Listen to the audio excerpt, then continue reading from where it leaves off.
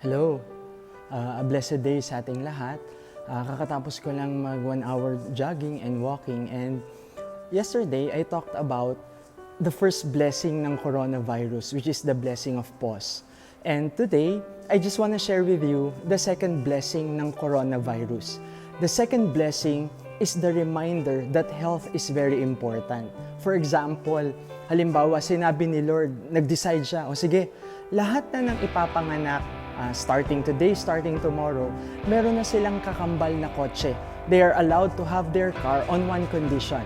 The condition is, they have to take care of the car because that will be their car for their entire lifetime. Sa buong buhay nila, yun yung magiging kotse nila.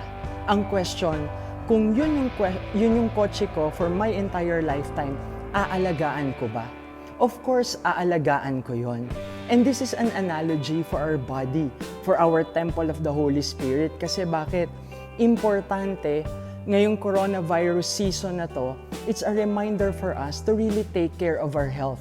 Kumbaga, kung yung kotse, pag napapagod na, kapag masyado ng malayo yung tinatakbo niya, dapat ipahinga mo na siya.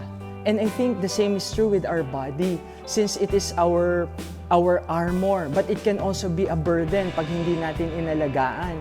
So, my number one recommendation is get enough sleep, get enough rest during this time. Yung 8 hours of sleep, lalo na sa ating mga adults nowadays, it is a luxury.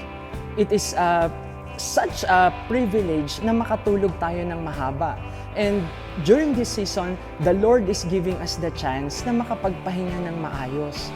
Bakit? Kasi yung sleep, yung rest, it's also a reminder of our mortality. That we need to surrender a part of our dreams, a part of our project, when we rest and when we get to sleep. Pangalawa, kung yung kotse na yon na habang buhay mong kasama, syempre, kung yun ay, if it's feeding on gasoline, hindi mo naman siya pakakainin ng tubig kanal o ng kung ano-anong pagkain. Dapat pakainin mo siya ng tama. And my reminder during this season is for us to take more nutritious food. Sana healthier yung options, yung choices natin ngayon during this season.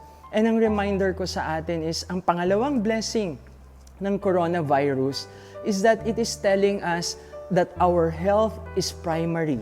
Our health is very important. Some people lose their health in pursuit of a project, in pursuit of wealth, in pursuit of business or their work or their promotion. But now is a good reminder na yung health natin ay mahalaga. Kasi ito yung kotse na ibinigay sa atin na gagamitin natin during our entire lifetime. Kaya sana alagaan natin.